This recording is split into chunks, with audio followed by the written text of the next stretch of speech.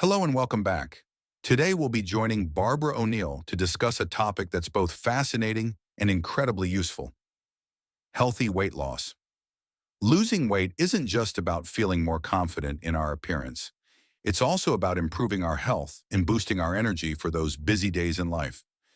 Have many of us felt frustrated by diets that promise rapid weight loss but fail to deliver lasting results?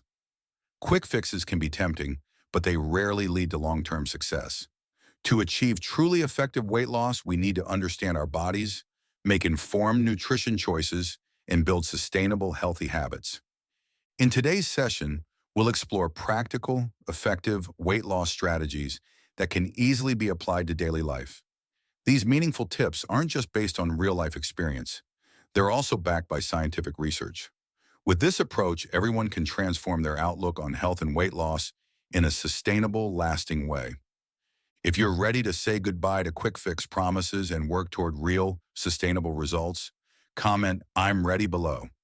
Don't forget to hit the like button, subscribe to the channel, and check out more videos for helpful health tips and ways to live a happier, healthier life. Now let's get started on this journey together. Join us with Barbara to learn and apply effective, healthy habits. My inquiry always is why. And so the first thing I'm going to look at, and there are a few factors that come together to cause this, and that number one is the food that we're eating. When we looked at the liver, we looked at this. And this morning when we looked at diabetes, we looked at this. So we're going to look at it again in relation to weight. And it's the high carbohydrate diet that many people are eating today. I'm still mastering the art of saying one thing and writing another. So bread is very common. Cereal, there's a whole aisle devoted to cereal. And many people having bread and cereal for breakfast, by mid-morning they're wanting something else, so they reach for, and we're just going to say cakes, etc., because if we say everything, there's not enough room on the board for it. When you go into muffins and croissants and donuts and pasties and pies and pastries, etc., etc., etc. So we're just going to put etc. Also, pasta. I'm a fifth generation Australian Scottish descent. I didn't know what pasta and pizza was till I was about 18. When it comes to modern diets, many people find that carbohydrates have become a main component of their daily meals. This is especially true for processed, starchy foods like bread, cereals, pastries, and many types of snacks. It is easy to understand why these foods are so popular. They are convenient, easy to eat, and readily available. However, the problem lies in how they affect our health and weight. Consuming large amounts of carbohydrates rapidly raises blood sugar levels, causing the body to produce insulin to regulate it. This repeated cycle can lead to weight gain and even increase the risk of diabetes. When we reflect deeply on this, it is important to recognize that not all carbohydrates are harmful. Carbohydrates from unprocessed foods like whole grains, vegetables, and fruits can provide essential energy without causing large fluctuations in blood sugar levels. So what did I grow up with? Sausages or chops, mashed potatoes, frozen peas or beans every single night of the week, except for Sunday when Mum would do a roast lamb. And everyone I knew ate like that. Our relatives ate like that, the neighbours ate like that. As a fifth generation Australian, I grew up in a little Presbyterian church. Everyone in the church ate like that. I came to the conclusion as a child that everyone in the whole world ate like that, but it's not quite true, is it? And when I was about 16, I had a boyfriend who was about 19, and he had a friend who was a vegetarian. I'd never heard of such a thing. Had never even heard of brown bread. So this was real traditional Australian. Rice, I'd never had rice. I don't think I went to a Chinese restaurant till I was about 18, and that's the first time I ate rice. We often forget that traditional lifestyles and eating habits have a profound impact on current health. Repeated dietary patterns, such as diets heavy in meat, potatoes, and frozen foods, can create the perception that what we eat is normal and safe simply because everyone around us does the same. However, as the world becomes more globalized and culturally diverse in terms of cuisine, we realize there are various eating patterns that offer superior nutritional benefits. For example, a plant-based diet rich in fiber from leafy greens, legumes, and nuts can provide essential nutrients, protect heart health, and reduce the risk of cancer and diabetes. Cultural differences in eating also open up opportunities to explore healthy food sources and replace less nutritious choices with more balanced meals. And last and certainly least in nutritive value is the pure crystallized acid extracted from the sugarcane. Brings the glucose goes in under the action of insulin, goes through the 20-step pathway. I'm sure everyone's very familiar with the inside workings of the cell now. Yes? And that 20-step pathway gives us 2 units of energy. Isn't that why we eat? To get glucose, to run our energy cycles. The end result of the 20-step pathway is a chemical form of glucose called pyruvate.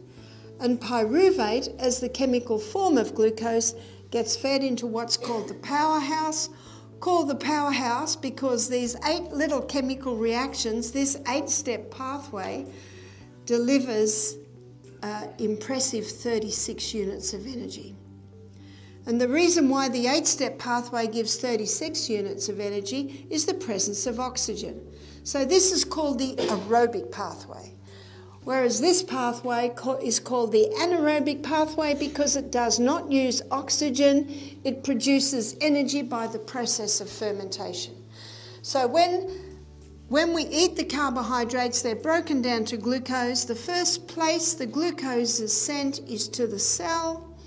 The second place it is sent, because only so much can go through the energy cycles, then it is stored as glycogen. We looked at this morning and how that's particularly useful for the diabetic, having these little, well, it's useful for everyone because they're little molecules of glucose sitting in the muscle cell. And that's why the best place to, or the best time to exercise is early morning.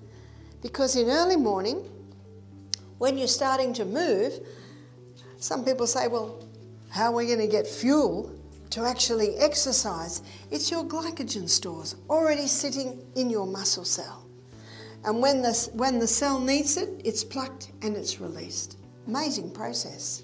Sugar has been an integral part of human diets since ancient times, but the modern explosion in sugar consumption has created undeniable health problems. When sugar is consumed excessively, our bodies must work overtime to metabolize and regulate blood sugar levels. Excess sugar not only causes insulin spikes, but is also easily converted into excess fat, leading to obesity, increased risk of diabetes, and many other chronic diseases. Meanwhile, the body uses glucose for energy through 2 main pathways, aerobic with oxygen and anaerobic without oxygen. The aerobic pathway provides long-lasting, steady energy, but when large amounts of simple sugars and starches are consumed, the anaerobic pathway becomes overloaded, producing unhealthy byproducts.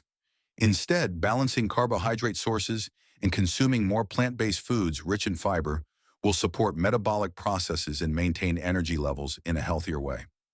But on the high carbohydrate diet, and this is what a lot of people don't realise, especially when people go on a weight loss diet and stop all the fat, yeah? Fat-free this, fat-free that, fat-free, fat-free, fat-free.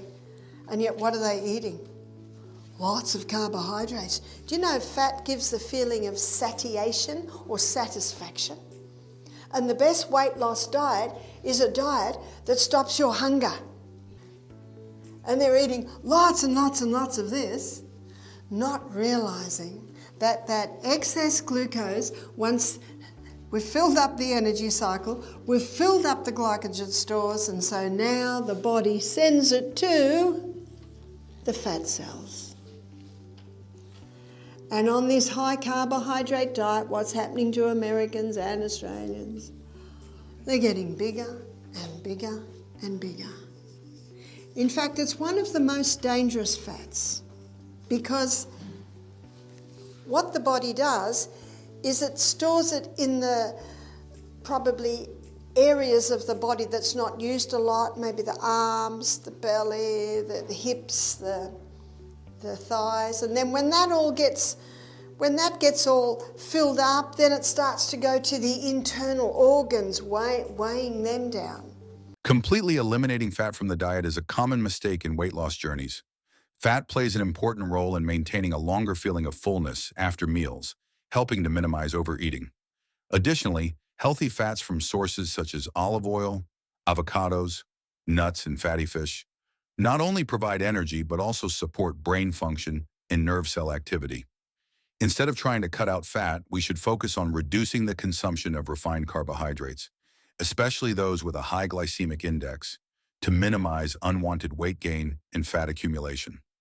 Foods containing carbohydrates from whole grains or vegetables help provide stable energy without causing a rapid spike in blood sugar levels. And in the book Wheat Belly, notice the title of the book, Wheat Belly, Dr. William Davis, he shows that sugar particularly, sugar and the hybridized wheat, and the hybridized wheat is found in most breads, cakes, cereals, pastas, pizzas. Because it gets the blood sugar level up so high, so fast, as we looked at this morning, then very quickly it's dumped as a visceral fat on the belly. And in the book Wheat Belly, I think the word wheat belly he uses on just about every page, showing this process. And another fact, another very misunderstood fact, is that glucose burns at 4 calories per gram, whereas fat, it burns at 9 calories per gram. Now this piece of information, which is fact, is in just about every weight loss book as proof that if you want to lose weight, don't eat the fat. It's going to give you more than twice the calories. But what the people don't understand is what a calorie is. A calorie is a unit of energy. And if you want a high energy food, what do you eat? Fat. It's going to give you more than twice the units of energy compared to glucose. But if you're eating more calories than you can burn, yes, it's going to. The rise in the consumption of refined sugar and processed carbohydrates in daily diets has become a significant concern. In particular, products like bread, cereals, pastries, and pasta made from hybridized wheat cause a rapid increase in blood sugar levels, promoting belly fat storage. Notably, when blood sugar levels rise too high, the body reacts by converting glucose into fat, storing it in areas such as the abdomen, hips, thighs, and even within organs, leading to dangerous visceral fat. Understanding this impact helps us make more mindful food choices, steering clear of processed sweets while focusing on less refined, nutrient-rich foods such as leafy greens and nuts. One common misconception is focusing solely on calorie counting while ignoring their source. While it is true that fat has a higher calorie content compared to carbohydrates, what matters most is how the body processes these nutrients. Healthy fats provide a lasting source of energy and help maintain a sense of fullness, whereas refined sugars and processed carbohydrates cause a sudden spike in insulin and lead to fat accumulation. This underscores the importance of consuming carbohydrates wisely from natural and unprocessed food sources. One of the best things that you can do for weight loss is to eat breakfast like a king. I have to admit that I think I eat lunch like a king and breakfast like a queen, but whatever. And sometimes the queen eats as much as the king. Lunch like a queen, and then tea like a pauper, or you call it supper, yeah? I think that when I say tea, you probably think I mean a cup of tea, yeah? But we call an evening meal tea. And as one lady said to me, well, what do paupers eat? I said, sometimes nothing. What many people are doing today, and I see it in many countries I go to, they eat breakfast like the pauper, they eat lunch like the pauper, and the tea or the supper is the king and the queen together. That's like going on a journey, and you start your long journey and you go to the gas station, we call it a petrol station, call it a gas station, and just put a little bit in.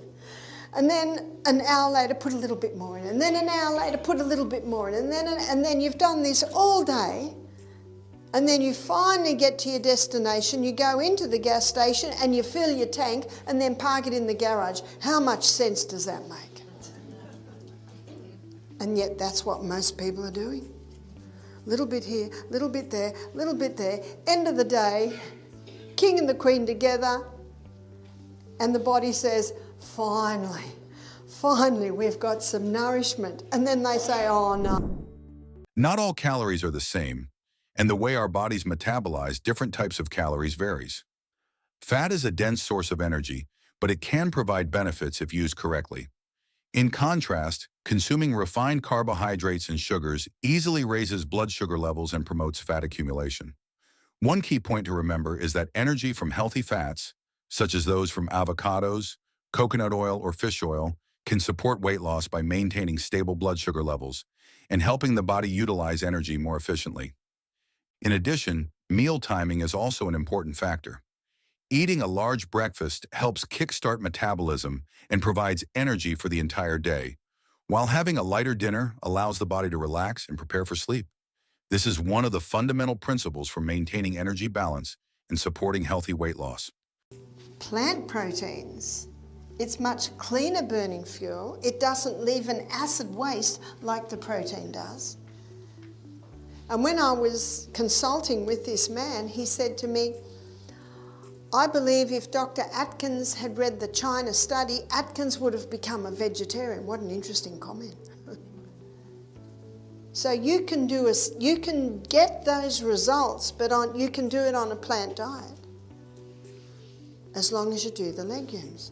And so many people say, oh, legumes, you've got to soak them, you've got to cook them. Well, when you go home tonight, just fill up the saucepan and fill it up with lentils.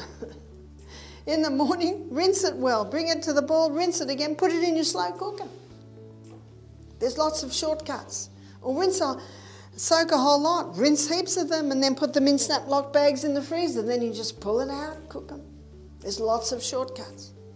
And you can get organic beans in tins. Just make sure you bring them to the boil and rinse them very well. So it's easy, it need not be difficult. You see, animal protein,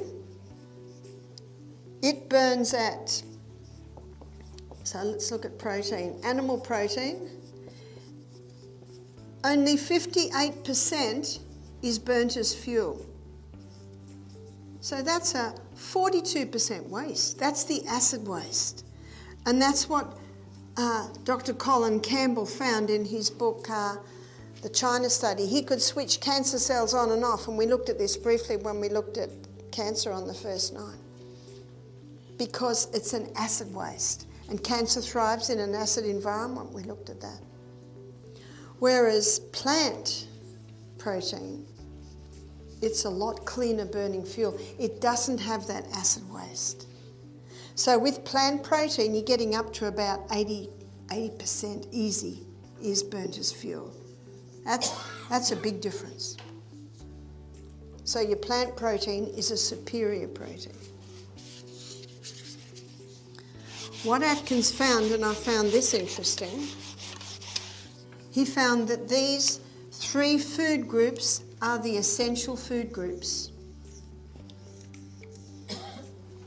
Fibre is essential because the colon needs to be swept. We looked at that when we looked at the colon, when we looked at the waste disposal organs.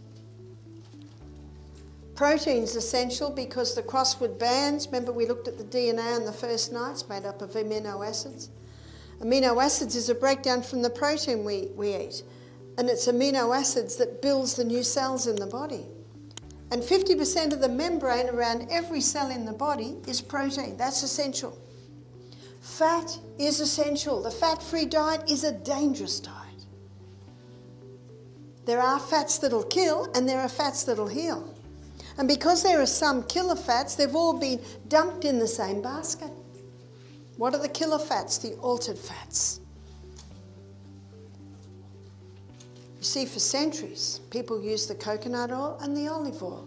They can be extracted from the flesh of the plant. But those hard seeds, they couldn't really get the oils out until they developed high heat chemical equipment to extract oil from hard seeds. And because they use chemicals and heat, they destroy the oils immediately. So there's clear plastic bottles that have got sunflower oil, peanut oil, soy oil. Don't touch them. They're the oils that can help to damage the arterial wall. They're the dangerous oils. And your deep fried foods. If you do fry any food, it should be always in a saturated fat, because saturated fat is heat resistant and light resistant. The heat doesn't destroy it. Is the fattiest organ in the body, it must have fat. The myelin sheath that is around the arm that comes out of the nerve cell, it's mostly fat. If someone's on a fat-free diet, on cholesterol-lowering medication, because that fatty substance is mostly cholesterol and it protects the nerve cell. So if someone's on a fat-free diet, cholesterol-lowering medication, and got a mouthful of mercury and eating fish every day to try and get some more protein, but they're having huge amounts of mercury and big exposure to chemicals, well, that's disaster. There's your Parkinson's disease, there's your multiple sclerosis, there's your dementia and your Alzheimer's, because then the brain cells are getting damaged. So we need to be having nice amounts of fats. How much? Well, not much. It's a very concentrated food. Maybe a teaspoon a meal, maybe not even that. You don't need much. I don't know about you, but I couldn't drink a cup of oil. No, not attractive. But you would be surprised how much oil a person is consuming when they eat a whole meal of, say, fish and chips and scallops, all that fried food. They're almost consuming nearly, probably between half a cup and 3/4 of a cup of fat. And it's damaged fat. That's the fat that is dangerous. There's no doubt about that. But because there are dangerous fats, unfortunately, they've all been classified as dangerous, but they are not. And we need some, our brain needs some. High-intensity interval training, HIIT, is one of the most effective ways to burn energy and improve metabolic health. When the body goes through alternating periods of high-intensity activity and recovery, the metabolism is significantly boosted, and the body shifts to using stored energy, including excess fat. There's no need for a complicated workout routine. Brisk walking, short sprints, or simple exercises can offer substantial benefits. The benefits of HIIT go beyond short-term calorie burning. It also helps the body adapt and recover better. For those with limited time, HIIT is an ideal choice, as just 15 to 20 minutes a day can enhance fitness and reduce fat effectively. The key is for each person to find a training method that suits their physical condition and preferences, ensuring long-term sustainability.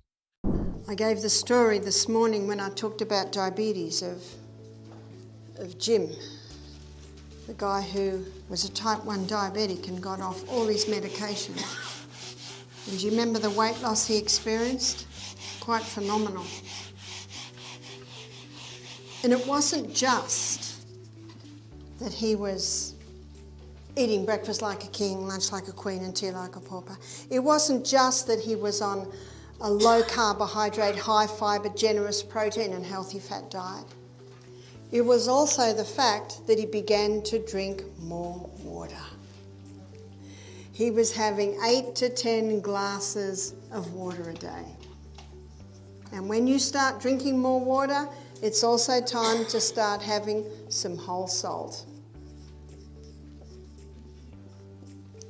But it's the fourth point that I think made a dramatic effect. It all has an effect. And that was the high-intensity interval training.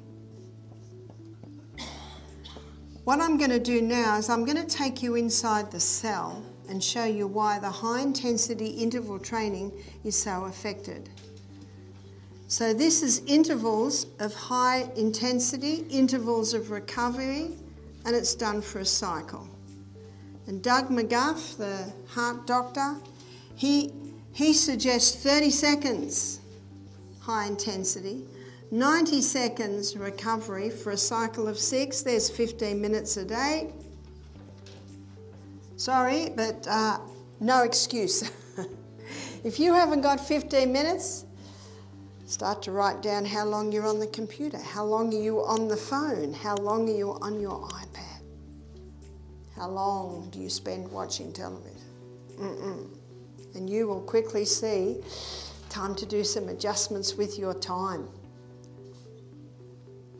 What I want to show you is what happens inside the cell when you do the high intensity interval training. Now before I go there, just let me define high intensity. It's anything that gets the heart rate up and the breathing. So Michael and I, we run up hills every day, and our recovery is walking down hills, and we run up the other hill. When I was in Germany 2 weeks ago, where I was staying was in a little village, and the house I stayed with was right up on the side of a hill.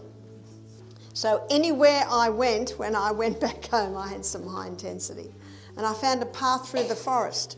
And I found this path by accident because when I was going on my usual road, I passed a man with a dog. And it was on a big rope, and this dog was jumping, trying to get at me, barking ferociously. I was terrifying. And I thought, I got to find somewhere else to walk. I don't want to pass that dog again. And then I found this bush track. They call it a forest track. And in this forest track, I got 5 high intensities, and I wasn't even running. It was just walking. And it was a track that was made for a tractor, so it wasn't for a car, because I don't even know if a car would have got up those steep ones.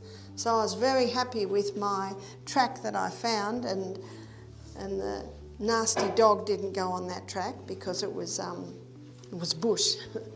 It was a track you could walk. So sometimes you don't even need to run. All I need to do was walk, and walk fast up these really steep bits. Most of the research has been done on an exercise bike where the person, if they're unstable on their feet, they're holding on. It's very good if they've got hip or knee or ankle problems, then the weight is not on those areas. And you can cycle as fast as possible, and then your recovery time can just be slow cycle.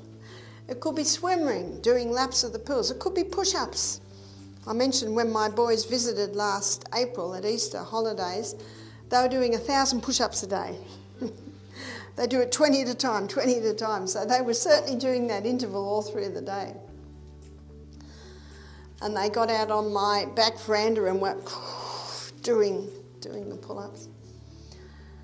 The recovery time is really just till you feel it's time to run again or it's time to go fast again. It doesn't have to be 90 seconds, but that's what you're aiming for. Your recovery time is an indication of your fitness. The longer you take to recover, it's usually an indicator that the more unfit you are. And if you take a long time to recover, don't worry about it. This is progressive. That's what Al Sears' book says, progressive acceleration of cardiopulmonary exertion, pace. So as you get stronger, as your body gets fitter, you'll be able to do less recovery time. So let's have a look at what happens inside the cell. This 20-step path, when we looked at this, when we looked at the cancer, it's a very fast pathway. That's the one that consumes about 15 times the glucose of any other cell. But this 8-step pathway is slow. It's a lot slower. And as a rule, this actually feeds quite well into the 8-step pathway, but when you're doing your high intensity, and when you're getting to the end of your first stage of 30 seconds, your 20-step speeds up, your 8-step speeds up. And there's a rate-setting enzyme in there that will always keep this one faster, this one slower. And because of the higher revs of these pathways, more pyruvate is being made than can be fed in to the 8-step pathway. And so what the body does is it stores that excess pyruvate as... Weight loss and maintaining a healthy lifestyle is not just about cutting calories or over-exercising. The most important thing is to understand your body and choose balanced eating habits that suit your personal needs. By focusing on consuming healthy foods rich in fiber, good fats, and clean protein, we can build a strong foundation for health. At the same time, incorporating physical activity and high-intensity workouts can be a powerful tool to support this process, improve overall health, efficiently burn energy, and strengthen immunity. Living a healthy lifestyle does not have to be difficult or complicated. Start with small changes, such as drinking more water, eating balanced meals, and exercising daily. These positive habits will gradually become an essential part of your life and lead to sustainable results. Thank you for joining me on this journey to discover your health today. I hope today's information will be helpful as you strive for a healthier life. If you have any questions or want to share anything, don't hesitate to leave a comment below. I'm always ready to hear your thoughts. Don't forget to hit the like button, subscribe to the channel to stay updated with helpful health tips, and check out more videos to learn new ways to live joyfully and healthily.